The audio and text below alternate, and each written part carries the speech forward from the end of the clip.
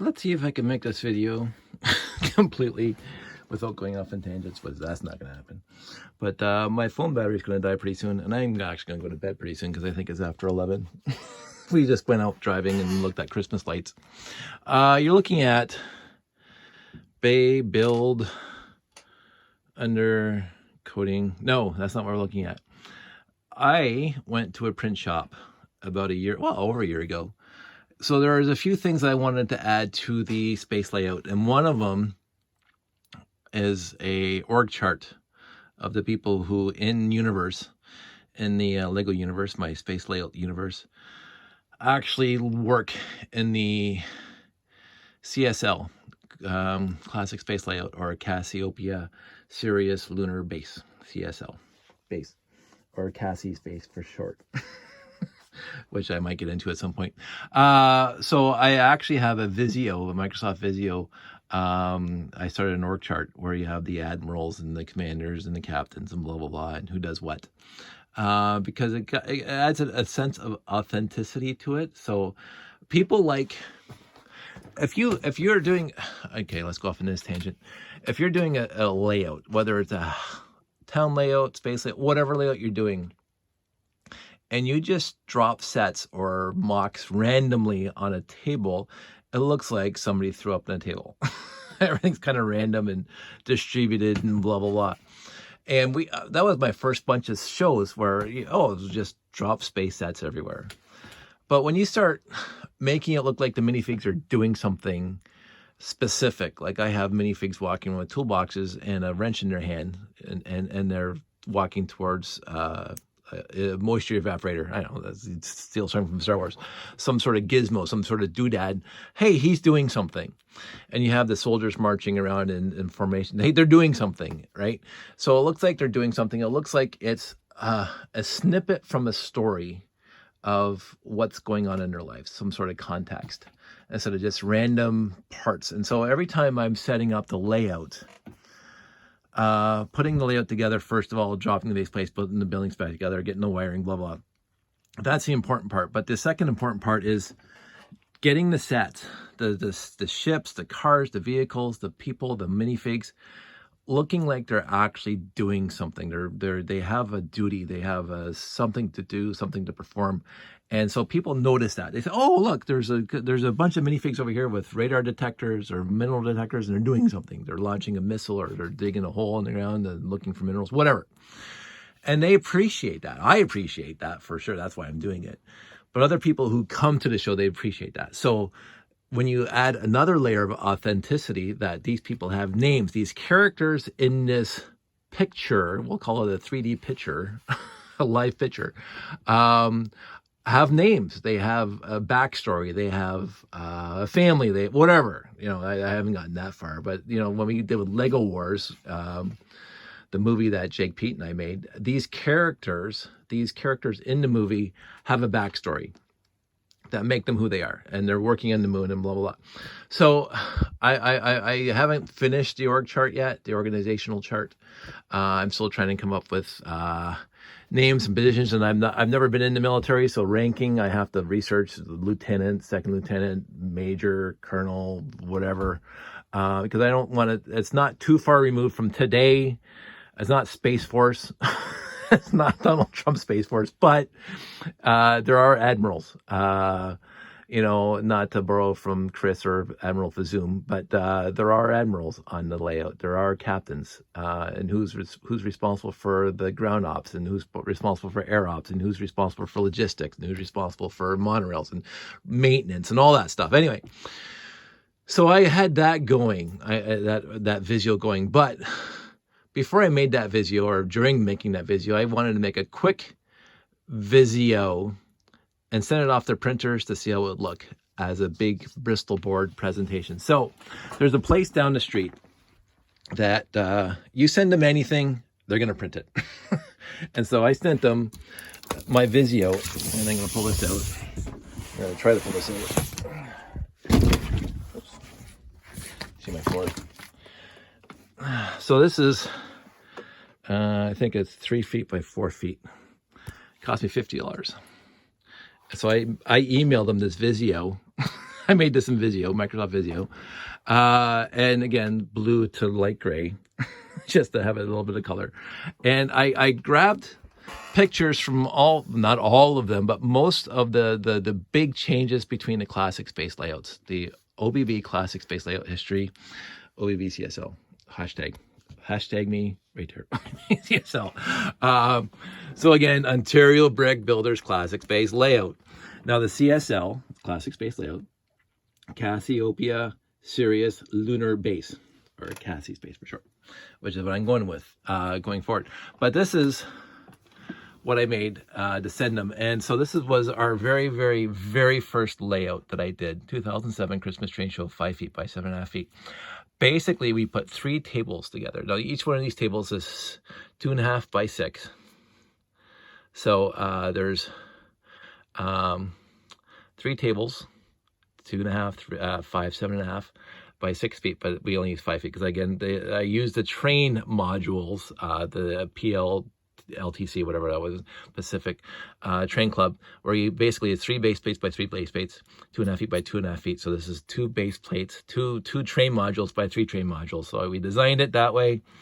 Pretty rudimentary, as you can see. Basically, it's 6 crater plates by 9 crater plates. The other edge is just a train track that Jeff brought his space train on, and we have 1 monorail loop going around the whole thing. And then every one of these things in there is basically, I mean, a few ancillary buildings that were mocks, but again, there's the Beta 1, there's the rocket launch base, this is a Galaxy Explorer, this is the rocket launcher, 918s, basic sets that came in classic space. And my monorail, that is not a real set as, you know, my take of a classic space monorail right there. So this went over stupidly well. Like it was, I would say, a last minute thing, and it went over extremely well.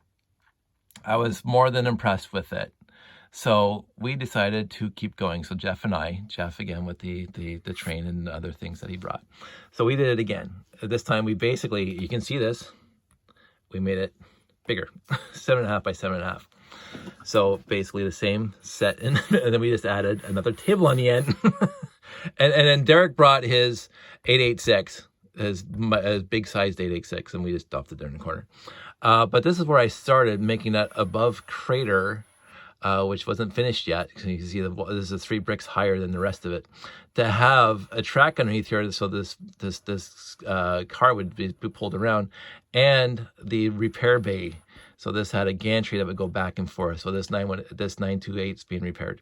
But again, as you can see, the rest of it, the X1, what my favorite set down here, blah, blah, blah, 924s, the rocket again, 928s, Starfleet Voyagers. So just more of that. That's what we did, more of that. And then Jeff and I started getting serious. So we get over here to number in 2009.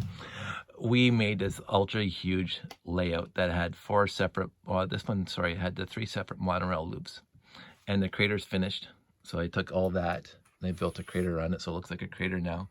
And that allowed me to hide the motors and the RCXs that made everything move around in there.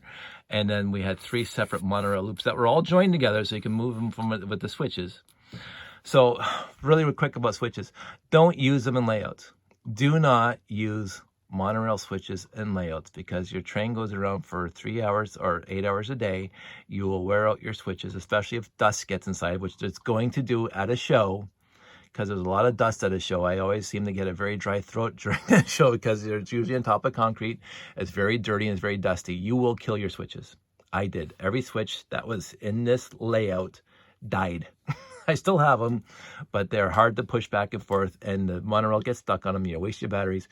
Make all your loops separate, and do not use a switch. Do not use that, like because monorails, you can have it double, it comes back onto itself right with the switch, so the switch is over. Don't do that. Just make one loop, make it any size you want, make it as complicated as you want, but do not put switches in it, because you will ruin your switches.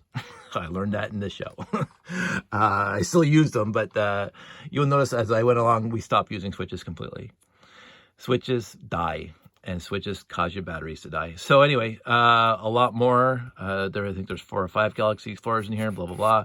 It is 7.5 by 7 or 7.5 by 12. So again, it's another extra 2 extra tables from this one to this one. But we started using Track Designer, laying out the track. I think Jeff's building that he built a mock way over there, train station, really beautiful. Sorry, I don't have a better picture of that here. And then we get to our biggest, well, our most complicated one. This is one that took Jeff and I 2 days to set up. It was stupid. It's 12.5 by 12.5. Had 6 or 7 different monorail loops, a train loop. His rocket, first time his rocket made a presentation. This is when I had my huge monorail train, 6 cars instead of just the regular 2 with a motor. That battery would die a lot. And this was a lot of fun. And Jeff had this ingenious way of connecting all these tracks with these risers and stuff. Brilliant, like that there at the angle. The fact that he got all that built, and again, other mocks of buildings. This is his first time his train station, Monorail Station, showed up with his logo on it. Fantastic. We also, again, we went with the white and dark blue, the trans dark blue for buildings and stuff. So it's, again, a kind of ad hoc thing. There's the crater again, hidden in here with the gantry that would go back and forth, and there was movement. The more movement you bring into a layout, the better it is for people watching it. This was far too complicated. We really enjoyed it, so we're not doing it. So from there, this is when I said, we're going to make a quote-unquote standard layout. So we know where all the monorail track is, and we know where all the train track is, and we can start building specific buildings for specific spots in the layout. This is the first time Jeff's air compressor building came in, because again, this is out in space on a planetoid with no atmosphere or bad atmosphere for people. So we need an air building. And so beautiful. He used the courts, the basketball curves, utterly fantastic. Jeff's one of my favorite builders for this stuff. This is my first attempt to build Peter Reed's Onessa's building. I was inspired by him, but again, this is 2 stories tall. It didn't go anywhere, but I was, again, moon-base compliant. We were working on that. Again, lots of 928s, 924s. My colorized Starfleet Voyagers, classic space colorized. Cute little tower here. A lot of pieces. And then Jeff changed this base to be horizontal. It's kind of cute. Or on a 45-degree angle. Kind of cute. It made it smaller, so it didn't take as long to set up. But again, this was easier to set up. Basically, I had 2 or 3 monorail loops. It didn't take as long. And then we decided to go to Chicago, Brickworld. So all the rest of these were at just toy train and doll shows or hobby shows in Toronto. This is when we went to Brickworld. And when we went to Brickworld, I think Jeff and I sat down and we figured out that we were going to ask for this much space, 8 or 6 by 14. So this was not dependent on tables. But again, here's the crater. His air station, my little building's way over there, the same building that was here. So it got saved. It went way over there. Cute loops. I try to use those half curves to make interesting curves for monorails. Like you would just normally come in here and have a half a circle and come back. But I wanted to see what I can do with those half curves and do some fancier things. And it did it here too. I like that layout. I like that layout a lot. I like the length of it. And the fact it was like more than twice as long as it was wide. So you got, from this side, there's a lot more you can see. And then from this side, you can see the whole depth of it. It was really kind of neat. But then we get back into this one, which is basically the same as this one, the same layout, the same monorail configuration, but more loops going around the air station. So we added more loops to it. Really kind of neat. And you can even see copper on the monorail track. This is the one show where everything was run off of train transformers, 9-volt train controllers. It was fantastic. Even this guy over here, over in my crater where I have that little guy going around, was run off a 9-volt train controller. No batteries. It's utterly fantastic. Utterly fantastic. So happy with that. But this was a Christmas train show in November. And then it stopped working because I went into the hot and cold. And then BrickFet 2011, the very first BrickFet. Again, so this floor plan with the monorail tracks all are basically identical over here. So you can see that the air station's here, and you can see the 3 loops going around it, and you can see the 3 loops are going on here. But this building, from 2010 Christmas Train Show to the summer of 2011 at BrickFet, that building became this building. Exactly the same footprint, basically, except now 4 times taller. So that's the very first true iteration of the classic Space Tower. Again, 7.5 by 10 feet, 7.5 by 10 feet. It's a nice number. Again, it's going to be 3 train modules deep and 4 train modules across. So 7.5 by 10 feet. Worked out. That's a good number. The only issue I had with 7.5 by 10 is that you're reaching in to the middle to try to get something down. And I have a pretty good long reach, but it's a heck of a reach. And so basically you have to be able to get inside and walk on top of the base plates to get to the middle, no matter where you are. So if you keep it 5 by 10 and have the angle, which we'll get into, you can reach into everywhere. But if 7.5, you're actually stepping onto base plates to try to place something or fix something. And I didn't like that. So that was an issue by 7.5 by 10. But we kept it up for a little while. So this went into here. Exactly the same layout with the monorail. So consistency with the monorail, consistency with the train track, consistency with the air tower. You can see it's in the corner here. It's in the corner here. Consistency with the crater plate, which is still here and here. But the tower from here to here completely revamped. The new landing pads, these were just the 32 by 32 base plates with the 6 by, I think, 14 wing plate on top of them. Then I made them stupid heavy by putting all the wing plates and everything. And I even made it higher. So you got this thing with this stuff on top. There's stuff on top there. So when you have the consistent monorail track and the train track and the layout of where the landing pads are going to be, and you can keep that, you can focus on other things, which is what I did here. There's Jeff's station in the back. There's Jeff's station in the back. That stayed exactly the same. The train went through it and the monorail went through the top. Utterly fantastic. Where are we here? And then the next year at BrickFet. So basically we kept this 7.5 by 10 and we added another 8, well, where are we? Wait on here. Another 8 feet on the end. So this is, and then we started the habitat building. Jeff brought a habitat building for this one spot. So all the monorail track is the same here. The air station's in exactly the same spot, but it's in the middle now instead of on the back corner. It's in the middle of the back. So there's another whole other half on the other side. And over here was going to be an Agrodome. I started that, an Agrodome. The rocket launch platform way over here. So 10 or 7.5. Wide, again, just like this, but 18 feet long. And so that took a long time to set up and a lot more track. And again, I think there was 5 or 6 monorail loops on that. Enjoyable. The people loved it. It was a good layout for being able to drop tons of spaceships on it, tons of spaceships. And again, engineering bay way in the back. This was a fun one. I really enjoyed making this large crater and then having a base inside of it. Then the top doors open like a James Bond movie. The top would open up of the crater, and then there'd be a lift lifting up the spaceship. Really cool. Problem is that I would always fail. I would always fail at a show, which got very annoying because I was always fixing it. And I don't like fixing things at a show. I want it to run by itself, and I want to talk to people. I don't want to be constantly fixing things. I don't mind fixing things, but the less I have to fix, the happier I am. But that was a fun thing to build. And then we took it on the road to New Brunswick.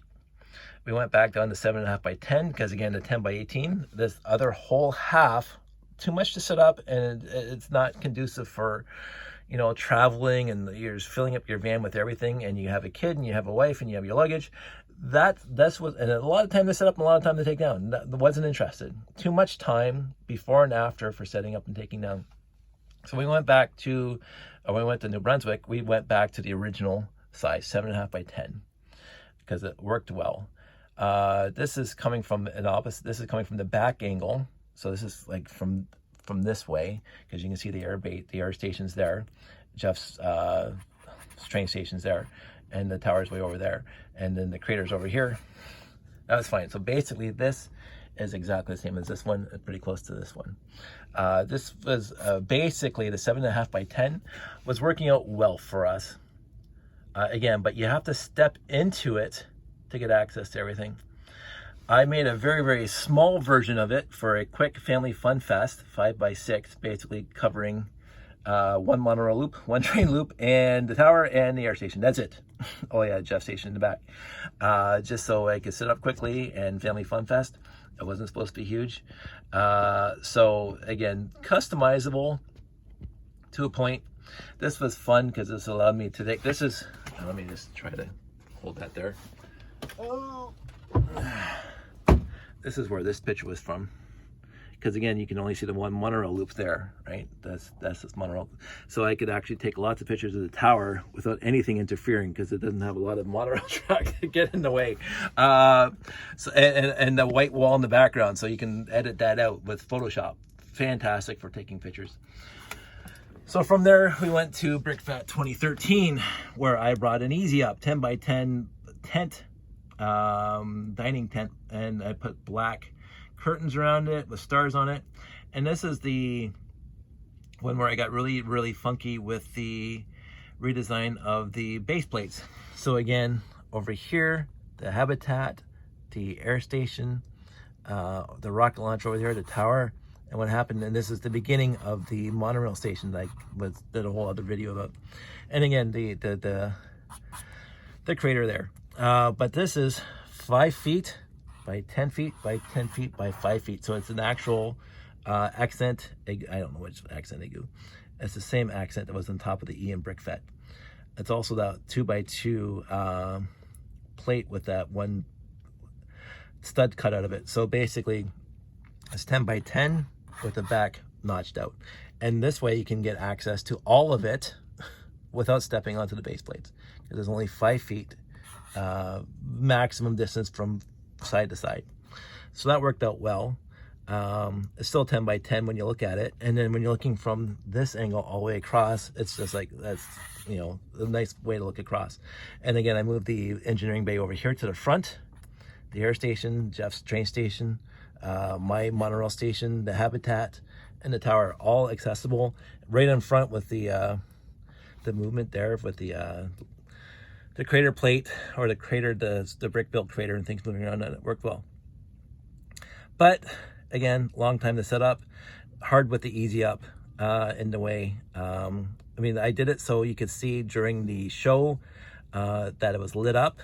It was great during lights out. I think there's a video in here about that somewhere with the lights out, but still a lot of work. So I cut it back down to something more reasonable. BrickFest the next year, actually a few years later, 5 by 6.5. So again, keeping everything, not like everything, but the monorail station, the habitat, the tower, the rockets on the other side. So compressed it down to small.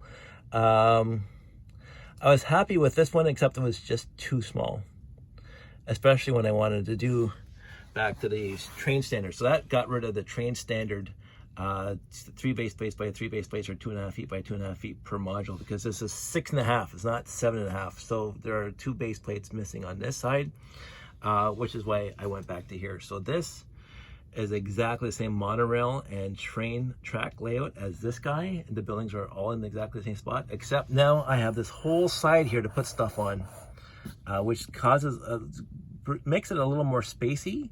Not space in the way of like classic space, but it's not compressed, and it doesn't look compressed. It looks like there's some space to do stuff in. So again, this is 5 feet by 7.5 feet. So there's 2 train modules by 3 train modules, and everything here fits into these boxes. So that's what I wanted. I do not have to worry about things breaking as much during transport. Everything transports in those, again, the 4 corners, or the 4 big square boxes where the buildings go in there. This building goes right into this box. This stuff goes right into this box. This whole building goes into that back box, into this box. And all the base plates and the ships and all the miscellaneous pieces go into these boxes.